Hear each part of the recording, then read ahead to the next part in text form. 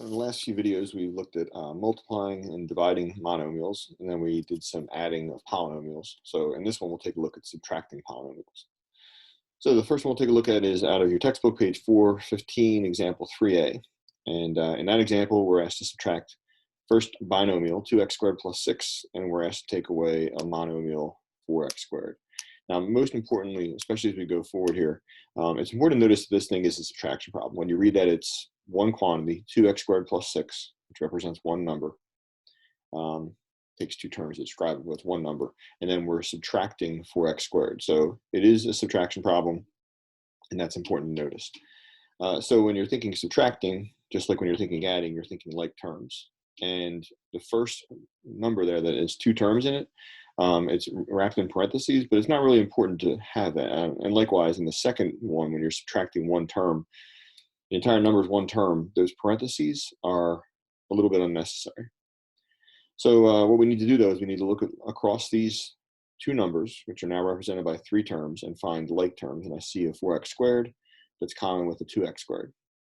So whether you rearrange them physically on your paper or not, we should be thinking about those x squared terms are going to find each other, and we'll have 2x squared, and we'll try to take away 4x squared, but that's a little bit more than we had. So our final answer would be a negative 2x squared plus 6. And since the x squared term and the 6 aren't like terms, they're not going to combine.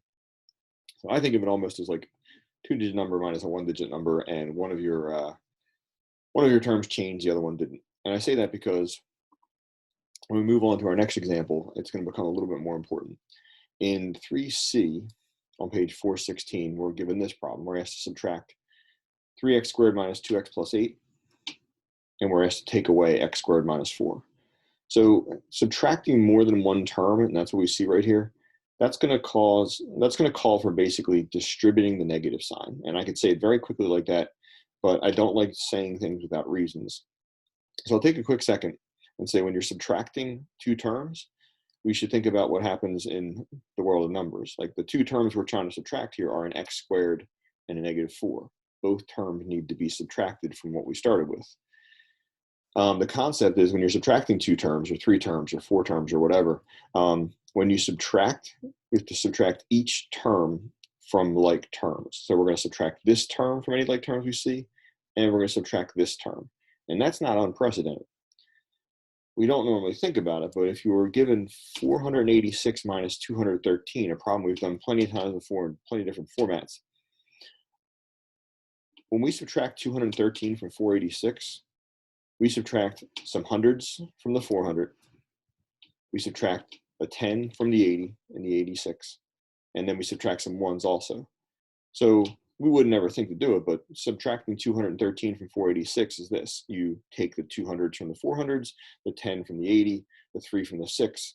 That's the way we see subtracting 213. So what ends up happening is it feels like from one minus sign that you saw in the original problem, it has to attach itself to everything that follows.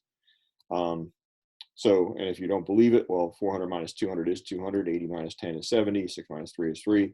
Final answer of 273, just like we've done it the way we were taught before, where you line up the place values, you subtract, and that's it. But in this format, we kept saying 6 minus 3, okay, 6 minus 3, and then 8 minus 1, or maybe 80 minus 10, okay? So you had a way to keep remembering to subtract, and sometimes when you just see it on paper, especially in an abstract world like algebra, you might forget to get that negative to every term that follows.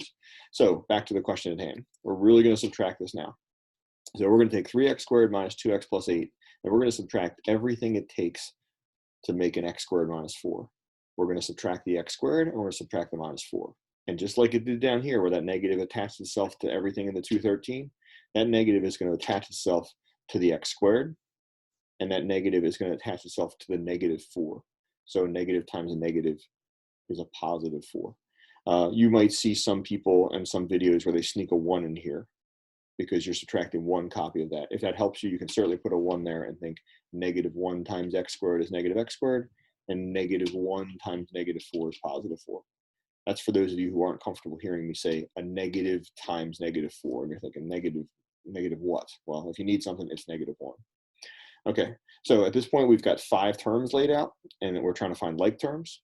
And I colored the like terms for us, where the 3x squared and the x squared are like terms, so they're both in blue. The negative 2x is the only term like that, and the 8 and the 4 like terms also. Again, whether you like to do this or not, you can rearrange them on paper, or you can just kind of be organized in your head. But we have to do some work there. So my 3x squared, I need to take away a single x squared. Okay. Keep that in mind. We have 3 copies of x squared. We're taking away 1 copy of x squared. I hope that you were thinking that would be 2x squared. The minus 2x has no like terms. The 8 and the 4 make a positive 12. And our final answer then is 2x squared minus 2x plus 12.